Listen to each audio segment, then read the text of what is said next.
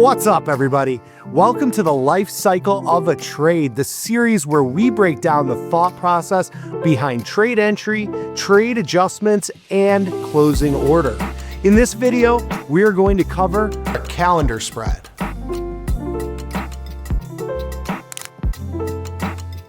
Bitcoin's kind of been in a lull here over the last couple months. We've been trading in a 70-ish handle here on the Bitcoin futures.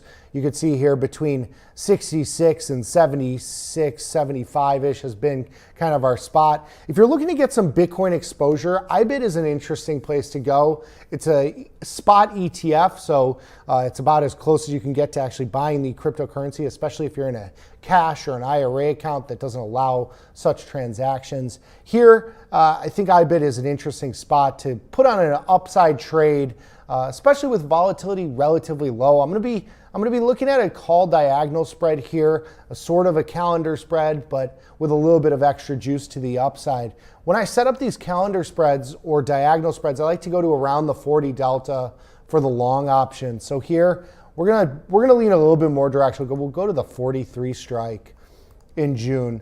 In the May expiration, so I'm gonna buy 60 some odd days out in time. I'm gonna sell 30 days out in time.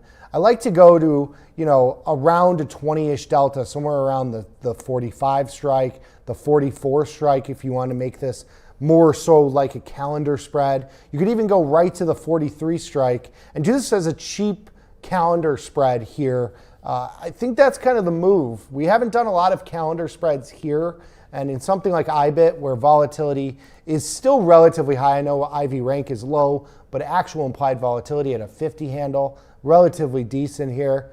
I think a calendar spread kind of fits our assumption here. Now, in this sort of account, we're just going to do one contract here. But again, if you are okay with sizing up a little bit and your risk tolerance is a little bit higher, you could certainly consider sizing up this trade to do 2 or 3 contracts here for a couple $100, managing them more aggressively. But we're going to try and put this on and manage this at like a 25 to 50 cent profit would be a home run trade. It's going to take a slow grind higher in Bitcoin for that to take place. So we're going to try and get filled here on this cheap calendar spread on the upside. We'll go mid-price and work our way up from there. And we'll get filled here for $1 on this calendar spread to the upside. It'll be an interesting trade when we go to the Theo graph here. This will give you an idea of kind of what you look at from a risk-reward standpoint. When we go to the analysis mode, we can actually change around some of the metrics here as time passes. You have that higher upside peak. Again, $50 is probably our best case scenario here, where you leg into a long call for a cheap amount. So,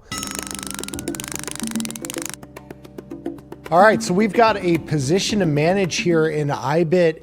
It's a trade that we've had on for quite some time, but you'll notice the position, because I forgot about it, and this comes with trading all the time, is that I have short stock now. So I put on this trade as a calendar spread. We got assigned short stock into expiration last week because I forgot that we had expiration coming up. Huge deal, right? Not exactly. So the position itself is a defined risk trade. So when you have a calendar spread where you're long a further out option and short a shorter dated option at the same strike, that spread is defined risk. And so you'll see that my short shares are in the account, and this is a small account. Definitely can't, or at least would have some issues owning this amount of shares of stock or using this amount of capital. But you'll see that my capital requirement on this trade is only $430. That $430 is just the relative risk of the position.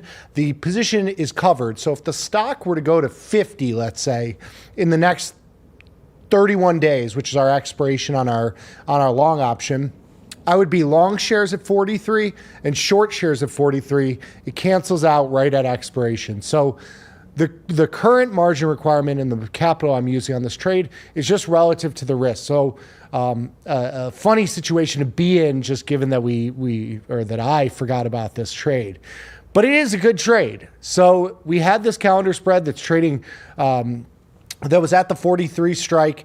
The stock IBIT, which is a Bitcoin ETF, is trading right at 43 here.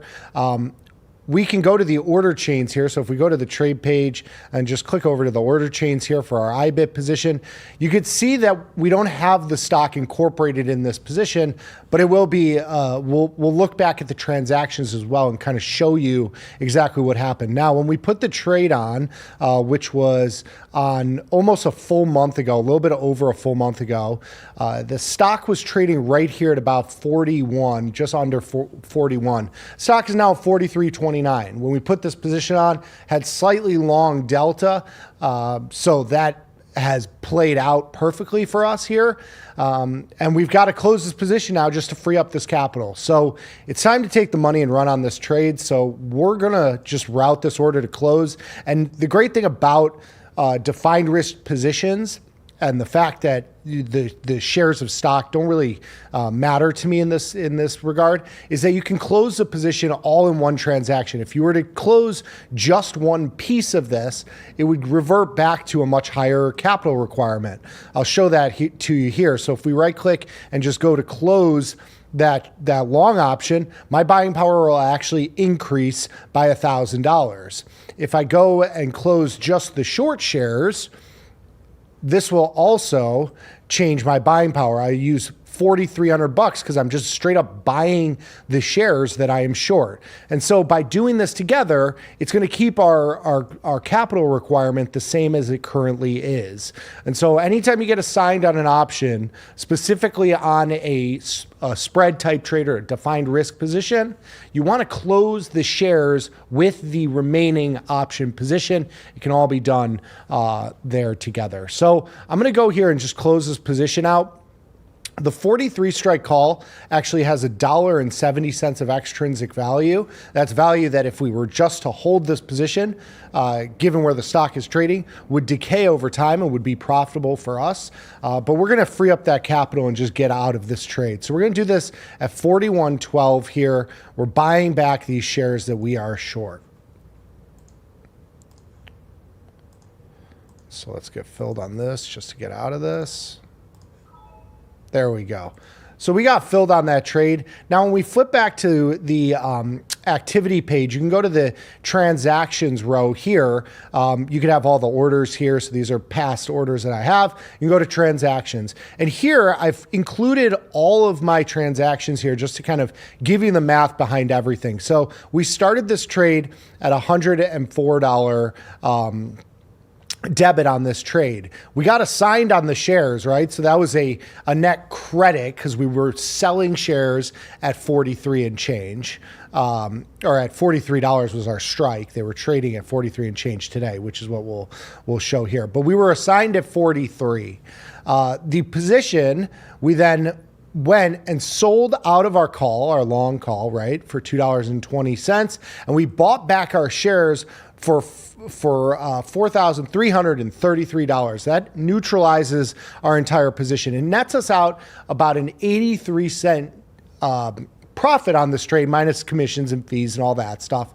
But a nice little trade for us on a calendar spread that only used about $100 in buying power and $100 in risk, even though we got assigned on the trade. So overall, a really good example of a calendar spread, a really good example of what happens when you get assigned shares on a defined risk spread. It's really nothing to worry about. And overall, just a nice trade here in Bitcoin via IBIT.